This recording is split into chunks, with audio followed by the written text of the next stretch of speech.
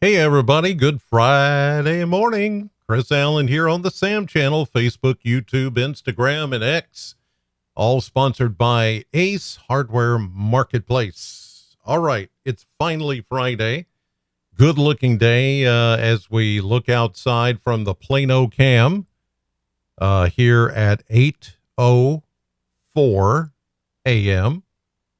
Beautiful skies. Once again, this is not changing, has not changed, and will not change for a while. We've got high pressure sitting right on top of us. That means the beautiful weather will continue. We're not going to see any wholesale changes in our forecast, except for temperatures. We've got a dry cold front, which is going to slip through Sunday night. And in behind that front is going to be some really chillier air. I'm using that word for the first time this fall season. This will be the coolest, I guess, regime of cooler weather, chilly weather that we will feel this fall so far. I'm looking at maybe 60s during the day and 30s at night. And there is, of course, that possibility that we could be seeing, or some of you could be seeing, the first frost of the fall season coming up sometime next week. So want you to be aware of that. Here's a look at radar. Nothing happening out there this morning, of course, in Kentucky. And already we are seeing some frost and freeze advisories going up for parts of eastern Ohio, much of West Virginia. You're going up into western PA. Well, it's an even further east. Look at that. New Jersey, not New York City, but New Jersey down to Atlantic City, Philadelphia. They're all under frost and freeze advisories. I would say because it's going to be the first frost of the season. Eventually, we will go under probably a frost advisory. I would say maybe Monday night, but more likely Tuesday night. I think Tuesday night is going to be when we are more likely to see that first frost of the season.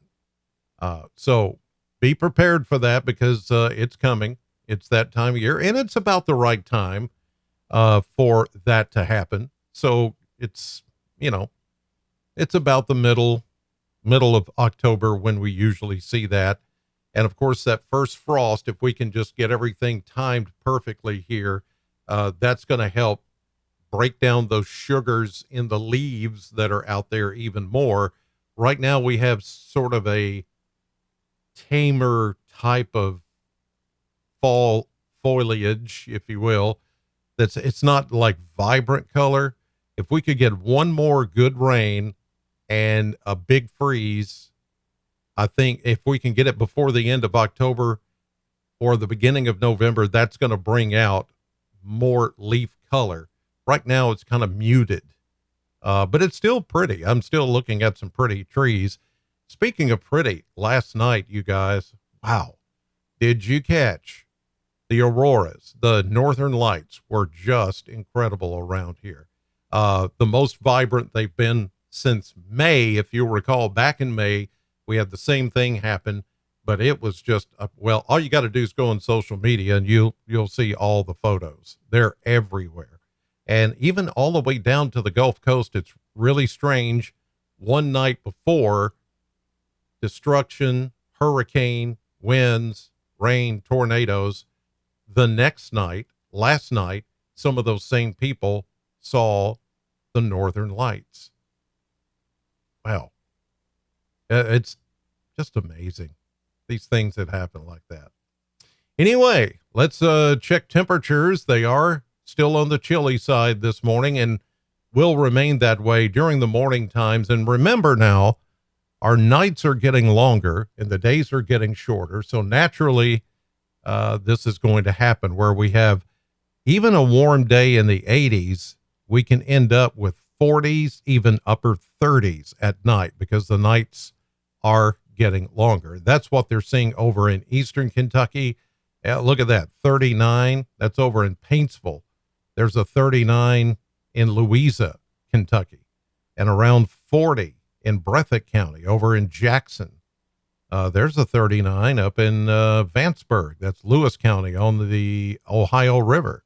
So we come back to southern Kentucky and we see upper 40s, low 50s. The winds pretty calm. I don't think we're going to see much of a difference today. No, I mean, it got breezy for a while yesterday afternoon, but that was because the temperatures started to come up a little more.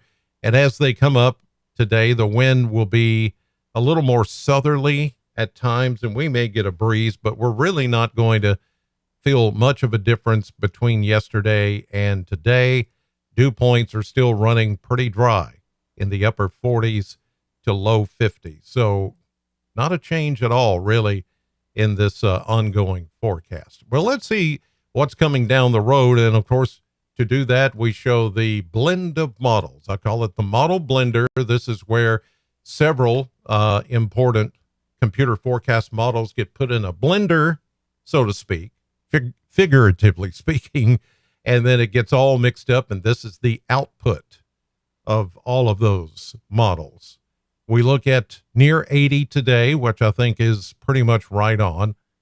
We hit 81 yesterday. So I think we'll be close to that again today.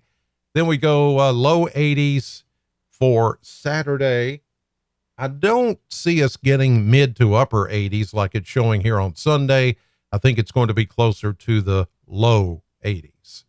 Then that dry cold front comes in on Sunday night, and look what happens. Woo. How about mid 60s or even low 60s for Monday? And look at next week, 60s pretty much every day except Friday. Next Friday, we go to about 70 or low 70s. But more importantly, look at those low temperatures, 37, 38. Woo. Now, that means Tuesday night, Wednesday night, that's when we're most likely to get some frost. If we're going to get frost, it's going to be on those two nights. And I think temperatures might even be colder than what you're seeing there, closer to 35, 36. Even at 35, 36, even though it's a few degrees above freezing, we can still get frost, especially if you live like, in a valley area or down between a couple of hills, kind of, in those kind of areas. It's a possibility. So just be aware if you've got anything set out that you don't want killed by the frost. I would say Tuesday night and Wednesday night are going to be your two nights to really pay attention to the temperature and maybe just cover things up with a breathable cloth, not plastic. That'll burn your plant up.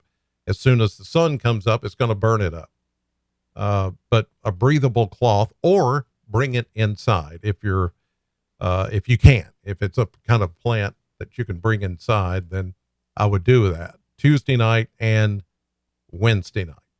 All right, let's look at the maps this morning, and everything is quiet. Everything is fine. High pressure in control as we go through the day. Here's this evening.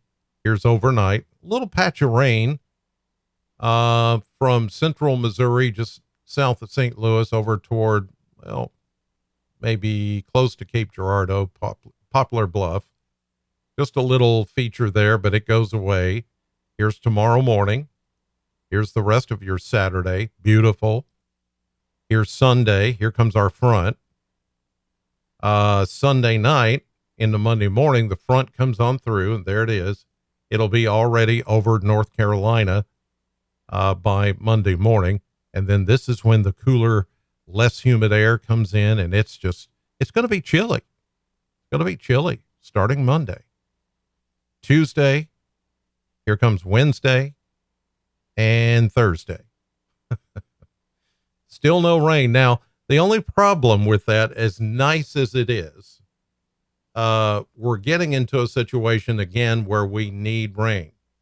It won't take us long in this dry spell where we can get woefully behind on rainfall, and we get into a more of a, say, moderate drought situation. Right now we're okay, but if we stay dry a few more days, then that's going to change our stance as where we are and how dry we are, which is not good. But we'll keep an eye on that.